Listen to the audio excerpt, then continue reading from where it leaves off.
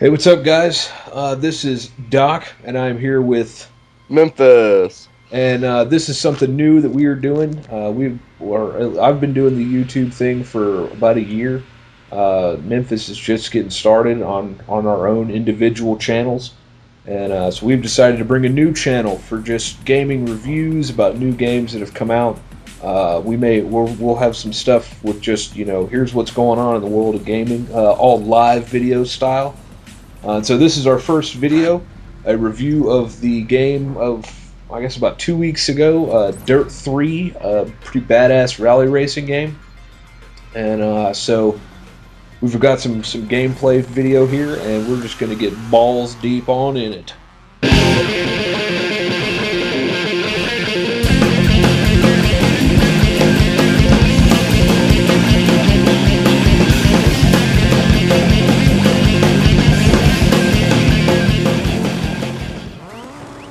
Alright, so here we are with Dirt 3, and this is the very first race in the game, the single player portion.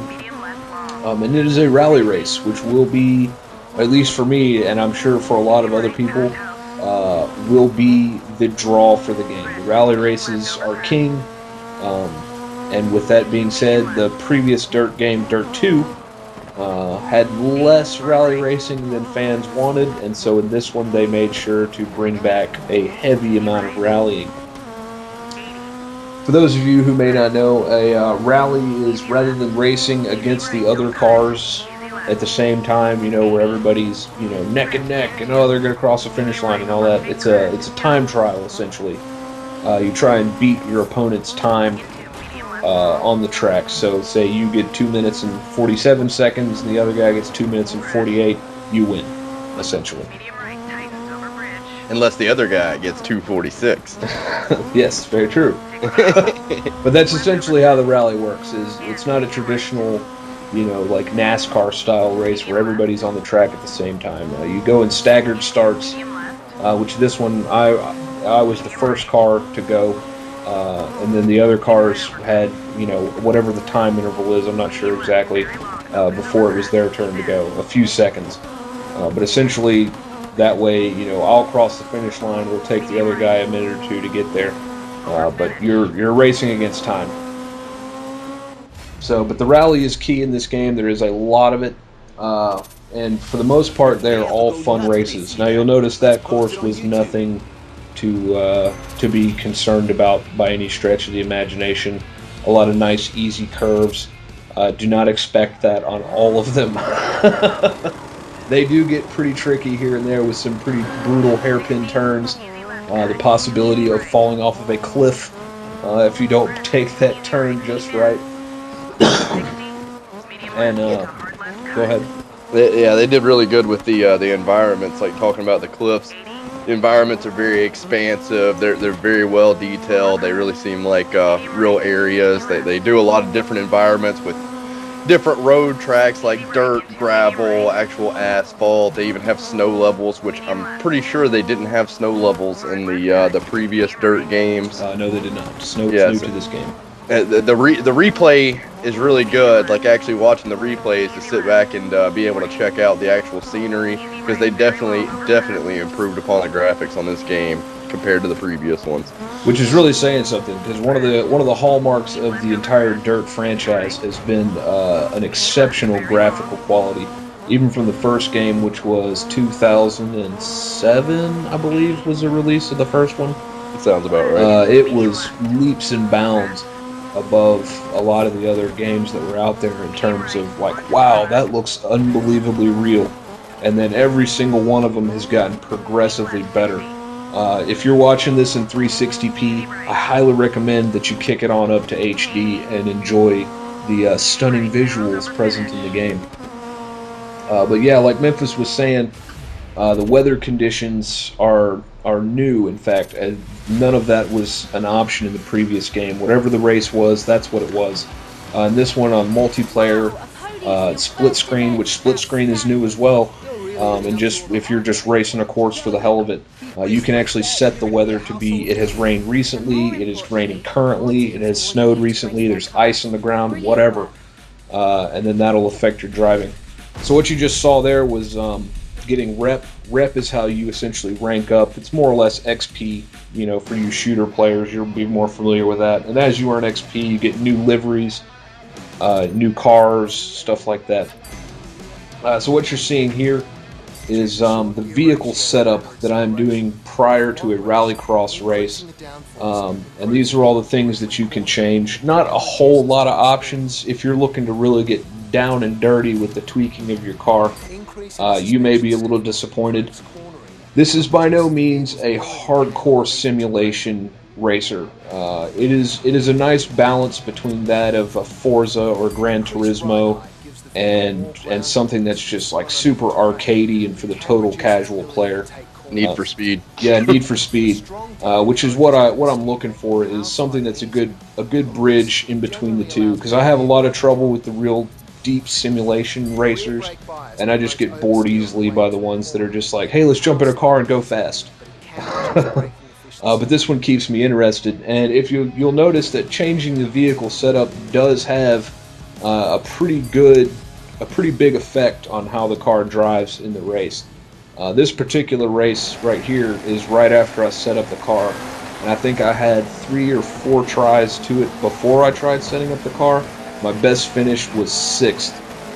Made some minor tweaks to the handling of the vehicle, essentially so that it handled better. So rather than getting a lot of oversteer and power sliding a lot, I was able to take the turns a lot tighter when I was actually doing it properly, unlike you saw right there where I'm running into things all over the place.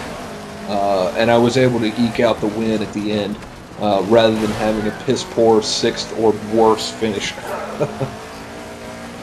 Which, I've never really messed around with the vehicle setups in any other racer, but this one, pretty much every time, I always go in there and at least look at it to see what it is beforehand. I find that on the snow races, they have the car set up differently by default, and I typically don't change that much. I leave it on whatever they set it to for snow races, but for the gravel, and the ones that are strictly tarmac or a mixture of the two, I like to change things a little bit, just to kind of make the car handle a little bit easier. I want it to be real tight handling rather than slip sliding everywhere.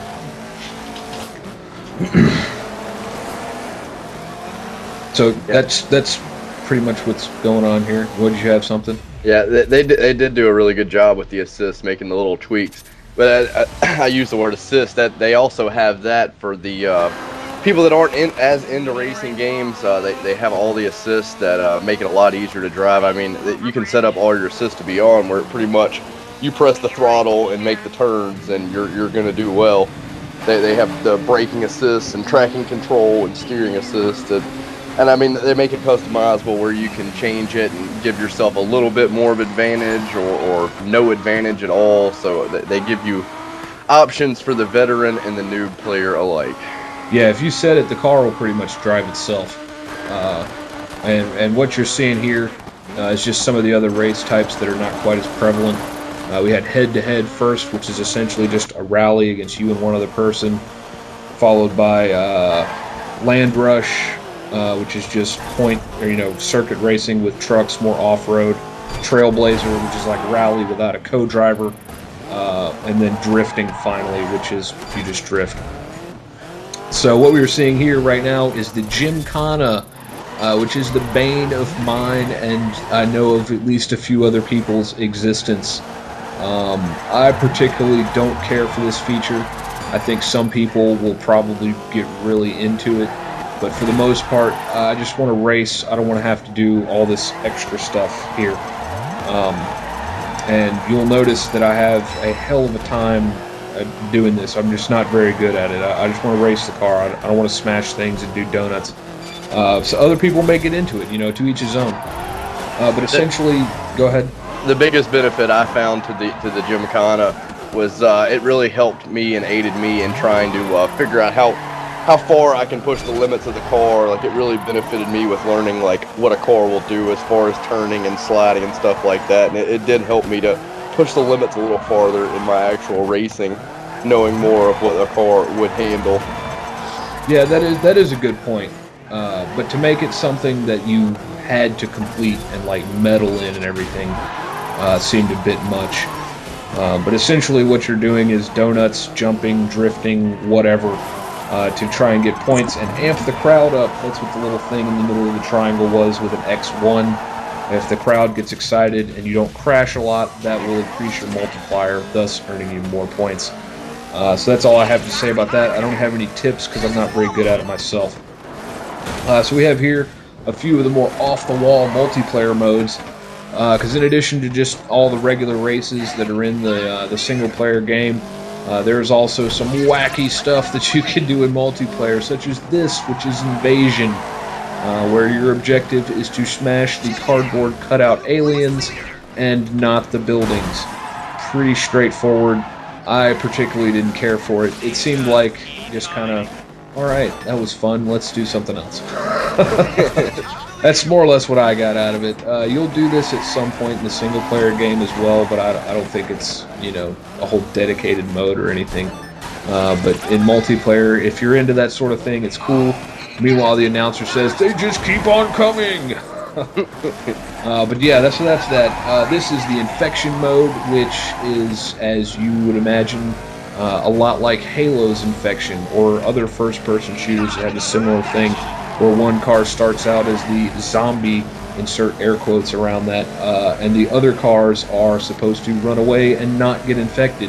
So what you saw is I was attempting to run away by crashing into things wildly, and then the zombie came up and hit me, and my car turned green, and I get this weird green tint and a fisheye lens for a screen, and then have to chase down the other cars represented by the red triangles. A nice little diversion. I don't realistically see myself or many other people like, yeah, I gotta play Infection on Dirt 3!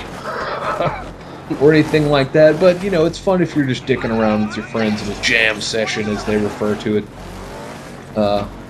You know, kind of an interesting take on a first-person shooter classic would be the way that I would describe it.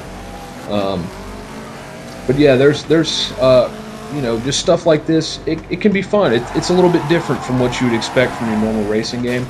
I don't think it's going to pull you away from your, you know, online ranked rally circuit or anything, but it's not bad.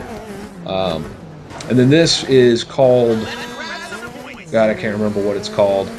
They have some fancy, Transporter is the name that they have for it, which is essentially capture the flag, as you can see. Where you pick up the flag, and then the other person, or you know, somebody else picks up the flag, and you can steal it from them by hitting their car. You have to take it to one of the two flag drop-off zones. For some reason, I was driving away from the flag towards the zone without a flag. Don't ask me why. It was the first time I'd played it. I was just kind of playing around.